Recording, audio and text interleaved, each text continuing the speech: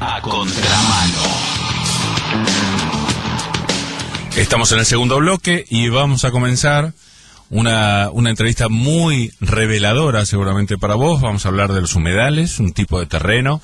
Vamos a hacer que nos lo explique una experta y vamos a ver unos detalles que tienen arriba, countries y barrios cerrados. Vamos a ver en qué condiciones llegaron, vamos a ver qué es lo que tuvieron que hacer para ponerse ahí, si correspondía o no correspondía. Bueno, como te dije, vamos a hablar con Patricia Pintos, que es geógrafa, codirectora del Centro de Investigaciones Geográficas de la Universidad de La Plata, sabe un montón, es muy clara, así que vamos a aprovecharla. ¿Cómo te va, Patricia? Simón te saluda. ¿Qué tal? Buenas noches, Simón, ¿cómo estás? Muy Muchas bien. Gracias por llamarme. No, por favor, es un placer.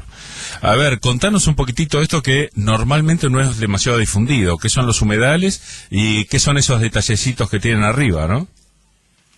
Bueno, los humedales son un tipo particular de ecosistemas, viste que habitualmente hablamos de ecosistemas para referirnos a sistemas naturales que tienen unas características, como puede ser el pastizal pampeano, pueden ser las formaciones lagunares de la provincia de Buenos Aires, por decir alguna de los ecosistemas más habituales en la memoria de cualquiera de nosotros. Perfecto. Se trata de un ecosistema particular que tiene la característica de tener la presencia de agua de manera permanente o semipermanente durante buena parte del año.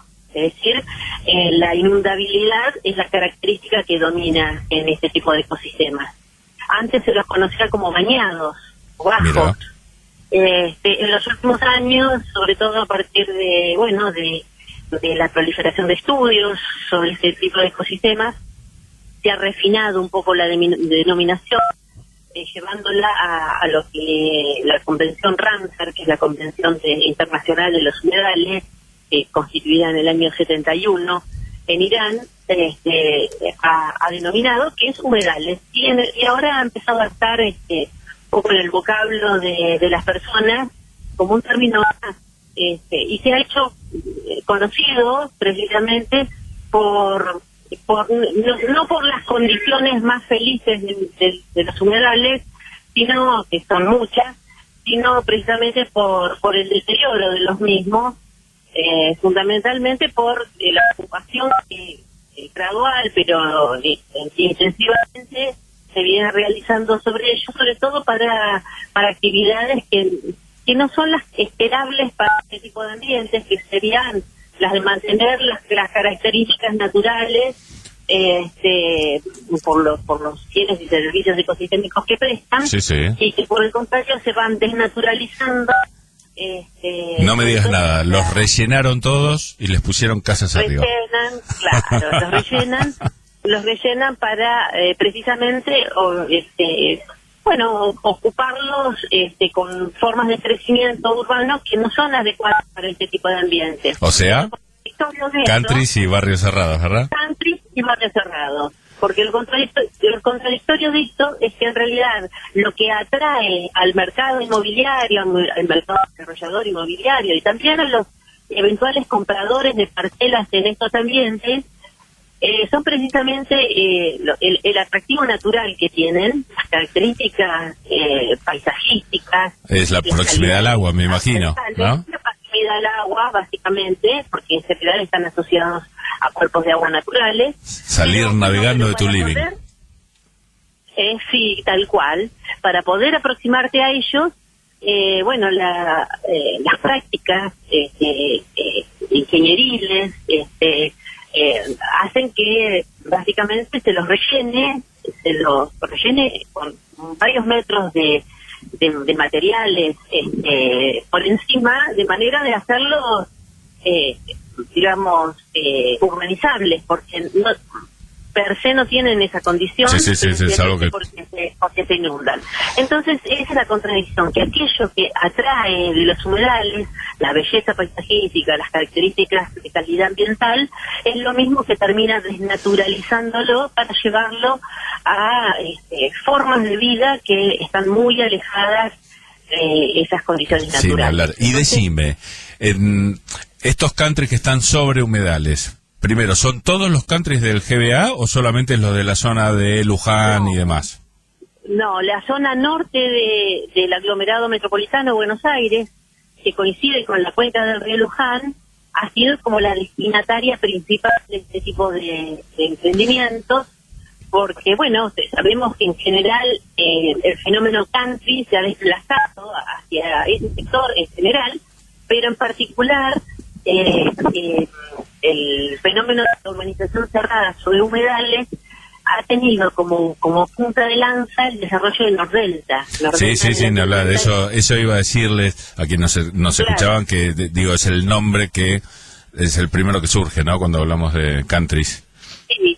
Cuando uno imagina una urbanización cerrada de alto nivel económico, relacionada con lagunas artificiales y y viviendas de muchísimos millones de pesos, inmediatamente pensamos en Nordelta. Y decime, estas tierras, estos humedales, ¿eran públicas o eran privadas? Había tierras públicas y hubieron también tierras privadas, pero en realidad los desarrolladores no han tenido ningún problema para adquirirlas, aún siendo públicas o privadas, porque en realidad se han adquirido a valores irrisorios, porque históricamente los humedales o los bajos o los bañados, como los habíamos caracterizado al principio, fueron considerados como el patio trasero de la ciudad, en el sentido de que, bueno, que son terrenos inundables, entonces no valen nada. Tierra sin Que valor. no sirven para nada. Claro. Esa era la imagen. Entonces se compraban por pocos, por montos muy bajos, pero luego con todas las transformaciones ingenieriles para producir estas lagunas artificiales y ampliar los terrenos para que las viviendas no se inunden, bueno, transforman un suelo de valor muy marginal en el mercado en el suelo más caro seguramente de todo el aglomerado metropolitano. Sin ni hablar. Entonces Bien. el negocio es brutal. Mira, yo te voy a poner un ejemplo. Constantini, que es el CEO de Nordelta, compró un terreno para desarrollar lo que se llama Nordelta 2, o Puertos del Lago, en el año 2007 a 7 millones de dólares las 1.400 hectáreas de superficie a desarrollar, superficie de humedales. Y en los mejores tiempos del desarrollo de Puertos del Lago, una parcela de 2.000 metros cuadrados frente a la laguna central de este emprendimiento se vendía a $500,000. Maravilloso. Una parcela a $500,000, toda la superficie de 1.400 hectáreas había sido adquirida originalmente a 7 millones de dólares. Sí, maravilloso. Y decime, obviamente te ofrezco, como a toda la gente que vale la pena, por lo que saben y por lo que militan, te ofrezco muchas charlas más en el futuro. Ahora te voy a ir llevando más o menos como para dejar una idea general de cuáles son los problemas de esto. Recordá que a las 9 vamos a cortar, entonces vamos a ir tocando diferentes tópicos. ¿Cuáles son, dentro de estas obras ingenieriles que deben hacer para convertir estas zonas marginadas, digamos, en Nordelta? ¿Cuáles son esas obras y qué consecuencias tiene para el resto de la población que no habita esos lugares? Mira, las obras básicamente constan, al ser terrenos inundables por naturaleza, el suelo es de tipo limoso, es limoso arcilloso, y se puede sacar a través de medios mecánicos con palas o con dragas.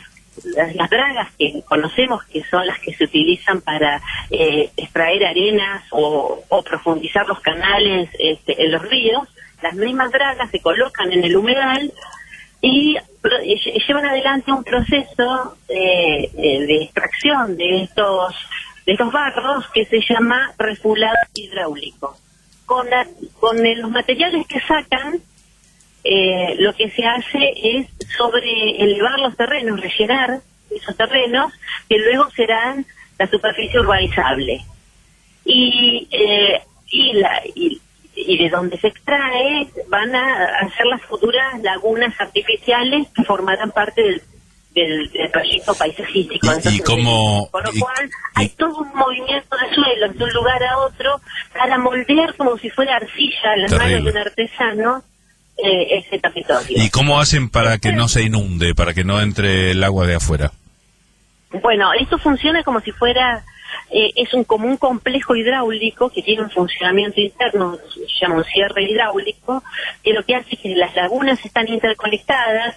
Si una laguna tiene más agua que la otra, y necesitan aliviar la cantidad de agua, emiten ese excedente de agua de una laguna a la otra. Y si todo el sistema de lagunas internas tiene un volumen de agua mayor al esperado, lo que se hace es abrir las compuertas que permiten la salida de ese excedente de agua fuera del propio emprendimiento hacia el río, por ejemplo. Entonces, bueno, nada, funciona eso, como si fuera un sistema que se va regulando en función de las necesidades. Pero igualmente, en algún momento vos corregime, creo que se hacía algo así como un cercamiento del terreno. Exactamente. ¿Y cómo es eso? Produce, bueno, como el área de por sí es inundable, se resuelve internamente de esta manera, elevando, como te decía, la cota a la altura de los terrenos con los materiales que se sacan para hacer las lagunas. Pero ¿qué pasa con el entorno? El entorno sigue siendo inundable porque sigue siendo humedal. Entonces lo que se construye es un terraplén perimetral, es decir, el perímetro, el borde de toda la urbanización tiene una altura muy importante, entre 6 y 8 metros de altura sobre la altura del lugar general, es decir, como si fuera un muro, un muro que protege el eventual ingreso de agua desde el exterior de esos humedales al interior del emprendimiento. Pero claro, a la vez que protege el ingreso de agua desde el exterior al interior, funciona como un tapón al escurrimiento del agua, porque tiene una altura, esa pared que rodea el emprendimiento, muy superior a la altura promedio, digamos, del terreno en ese lugar. ¿Y eso qué consecuencias tiene?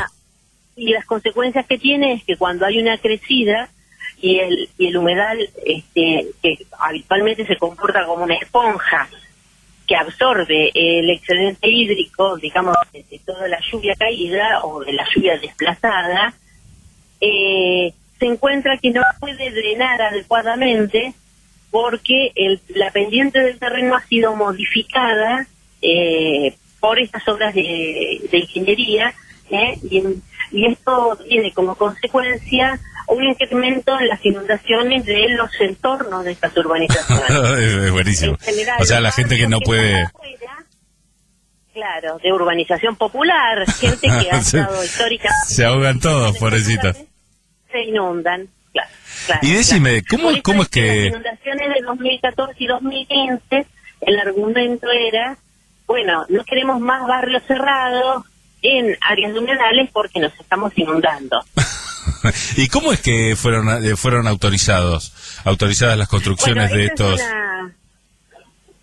Esto es una puja. Al momento en que las papas queman, es decir, cuando se produce la inundación, el municipio le echa la culpa, los municipios, Tigre, Escobar, Pilar, le atribuía responsabilidad a la provincia, y la provincia le atribuía responsabilidad a los municipios, porque en términos de aprobación los municipios tienen lo que se llama la responsabilidad primaria del ordenamiento del territorio. Pero bueno, porque lo que pasa es que los intendentes ven en este tipo de emprendimientos la oportunidad de conseguir inversiones para sus distritos, y con la promesa de que estas inversiones van a generar pero digamos, respetan la ley, digo, la construcción de estos emprendimientos, ¿están acorde con la ley vigente? No, claro que no. Lamentablemente no, porque en general la forma de operar de este tipo de barrios es empezar con los movimientos de suelos, con la draga, con los regulados hidráulicos, con alquilar los terrenos y construir las lagunas, y luego iniciar las tramitaciones correspondientes. Es decir, en general, este tipo de emprendimientos se aprueban como hechos ya consumados. Cuando ya están efectivizados, los municipios tampoco ejercen el poder de policía que les corresponde. Muchas veces hacen la vista gorda, podríamos decir de una manera así poco burda, y dejan hacer. Entonces, hasta que no hizo una denuncia de alguna organización ambiental o de un movimiento social o de alguna organización de vecinos, no suelen tomar cartas en el asunto. Porque en general, y aparte estamos hablando de superficies enormes, o sea, es más bien visible, ¿no? Es muy difícil que no sea visible, que todo esto no esté apoyado en jugosas comisiones. Muy difícil. Bueno, no lo puedo certificar. No, yo tampoco, simplemente puedo elevar mi sospecha. Sí. Pero bueno, es todo muy raro. Sí, ni hablar. Y decime, o sea, que contradice varias leyes en realidad vigentes. Sí, la Ley de Ordenamiento Territorial de Usos del Suelo, la Ley 8912, las ordenanzas municipales que son adecuación de esa ley, la Ley General del Ambiente, la Ley de Aguas Naturales de la provincia de Buenos Aires del año 61, la Ley de Cuota Mínima de Edificación. Es decir, en general, todo este tipo de emprendimientos vulneran el marco legal, normativo, que está vigente, perfectamente vigente, y que de aplicarse adecuadamente serviría para contener esta fiebre urbanizadora en áreas que no corresponden. Después, obviamente, con todo gusto te invito a que me des el material que quieras como para que la gente se vaya metiendo, ya que tenés datos por doquier, que puedan profundizar lo que quieran sin atragantarse ahora. Y decime, esto debo reconocer que ya lo sé de antemano, te lo voy a preguntar simplemente para regodearnos del desastre que hacen a espaldas nuestras o a espaldas de la mayoría de la gente, anda a saber. Sí. ¿Y quién era el encargado de controlar este tipo de cosas en el anterior gobierno? Y obviamente dista mucho de ser un problema de un solo gobierno, como lo son la mayoría de nuestros graves problemas, ¿no? Sí, en realidad este es un problema de muy larga data, con matices. Los distintos gobiernos han tenido una actitud muy permeable a este tipo de actividades que son ciertamente muy nocivas para el desarrollo de nuestras ciudades, pero la persona que estuvo en los últimos años al frente del área de ordenamiento urbano, es decir, la persona que en la provincia tenía la responsabilidad de velar por el interés colectivo, digamos, de los habitantes urbanos de la provincia, y por lo tanto aprobar los emprendimientos urbanísticos en la esfera provincial, era el abogado Dante Galeazzi. A la sazón, pues es un nombre que puede decir poco, pero a la sazón fue presidente de la Cámara Argentina de Desarrolladores Inmobiliarios y también yerno de Eduardo Constantini, CEO, como mencionaba antes, de Consultatio, que es la empresa de Constantini, que ha desarrollado Nordelta, Puertos del Lago, varios emprendimientos. Maravilloso. Como decía la gente del CEL, que hizo un informe y hizo también una carta, legó una carta a la gobernadora pidiendo que no se designara a esa persona, lo que hicieron fue poner al zorro cuidando las gallinas. Sí, se me ocurren ejemplos con el padre Grassi cuidando a nuestra más tierna infancia, sí, ni hablar. Claro. Ni hablar.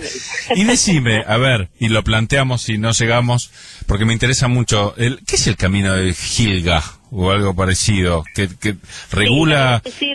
Decime. El camino de Sirga era el camino que acompañaba a los cursos de agua a ambos laterales de un determinado curso hidráulico, supongamos de Luján, en ambas márgenes, se suponía que era el lugar que debía quedar libre a la vera del río para que caballos desde la costa pudieran tirar desde un barco a ambos lados de la costa. Es decir, poder conducir o mover embarcaciones desde la costa misma. Entonces, es una figura que procede de la época de la colonia, pero que en definitiva de lo que habla o da cuenta es de la necesidad de contar con el acceso público a las áreas ribereñas de los cursos de agua, de manera de garantizar que cualquiera pueda acceder a esos espacios sin limitaciones del ejercicio del derecho de propiedad que le asiste a quienes tienen propiedades. Si recordamos lo que nos contaste, que uno de los mayores atractivos de estos emprendimientos es justamente tener acceso a la costa, me imagino que ahí hay un conflicto. Claramente. Bueno, de hecho, muchos de los conflictos devienen del avance de estos emprendimientos hasta los mismos, porque uno de los argumentos publicitarios es poder salir desde el propio emprendimiento al río Luján, por ejemplo. Es decir, tener una amarra frente al living de tu casa en una laguna artificial en Nordelta y bueno, navegar desde esa amarra hacia aguas abiertas, accediendo a través del río Luján. Y el camino camino del que hablábamos en realidad se redujo notablemente, esto lo digo. Se redujo o desapareció en muchos casos, ¿no? Sí. Maravilloso. Y decime, la situación jurídica, y acá ya cortamos por lo menos por hoy, la situación jurídica, vos hablabas de la doble autorización que tienen que tener estos emprendimientos, la municipal y la provincial. ¿Es así? Sí. ¿Tienen esa doble autorización o está todo en el aire? No. Es un poco largo de contar, pero... En otra charla, si querés, nos explayamos, hoy tiranos el titular. Un poquito más, te tiro el titular. En realidad hay una primera convalidación que da el municipio que dice, este emprendimiento se puede hacer en este lugar, y luego, esta es la primera aprobación, y esto después pasa a una instancia de evaluación provincial a nivel de lo que se llaman prefactibilidades técnicas, en temas ambientales, hidráulicos y urbanísticos, que lo que hacen es, bueno, a partir de esa primera decisión del municipio, evaluar técnicamente los emprendimientos. Por lo tanto, es cierto, existe una sociedad entre municipio y provincia en términos de dar las aprobaciones, pero la primera aprobación claramente es la del municipio, que dice sí o no. Bien. Bueno, Patricia, ha sido muy clara. Ya vamos a hablar de muchos de estos temas en profundidad, pero sabes muchísimo, sos muy clara, así que nos encantó que charlaras con nosotros. Bueno, Simón, ha sido un placer para mí, cuando guste. Muchas gracias. Te mando un abrazo grande. Otro para vos, gracias. Hasta luego. Hablamos con Patricia Pintos, geógrafa, viste que sabe un montón, y codirectora del Centro de Investigaciones Geográficas de la Universidad Nacional de La Plata. Rápido. ¿Cuánto es 2 más 2? 5. ¡Ay, Dios! ¿Cómo 5? ¿Qué preferís? ¿Velocidad o precisión? A contramano.